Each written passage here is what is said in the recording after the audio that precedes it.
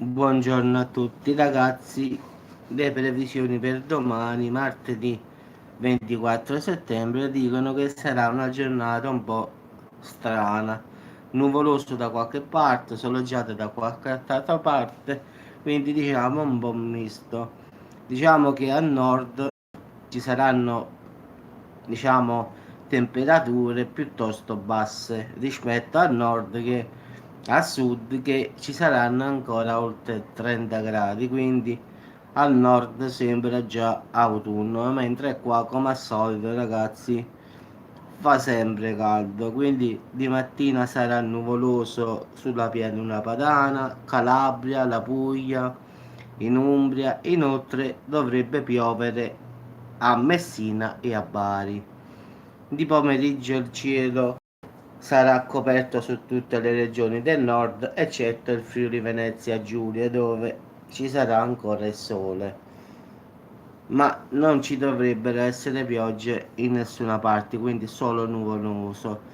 Diciamo di serata invece ci saranno schiarite al centro e al sud, mentre continuerà ad essere nuvoloso a nord.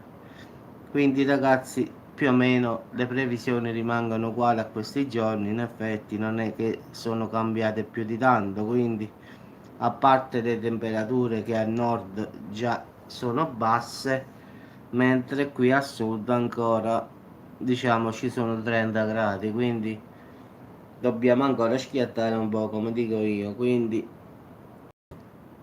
l'autunno è arrivato a nord, mentre qua a sud ci sono ancora zone dove ci sono 30 gradi, quindi stiamo inguaiati ragazzi, tanto per dirla.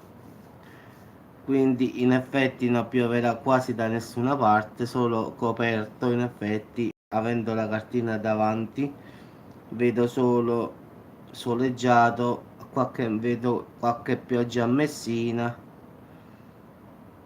e Bari. Poi nel resto d'Italia ragazzi, ciao Vivera, sarà nuvoloso o soleggiato, quindi in effetti in Friuli Venezia Giulia soleggiato, Lombardia nuvoloso, Toscana soleggiato, centro nuvoloso. In effetti ragazzi, da nuvoloso a soleggiato, la pioggia la porta solo in due parti, a Messina e a Bari. Poi per il resto al massimo potrà essere nuvoloso ragazzi. Ragazzi vi auguro buona giornata e ci sentiamo dopo con qualche altro video più, diciamo, che possiamo parlare e dire altro. No, no, solo Messina.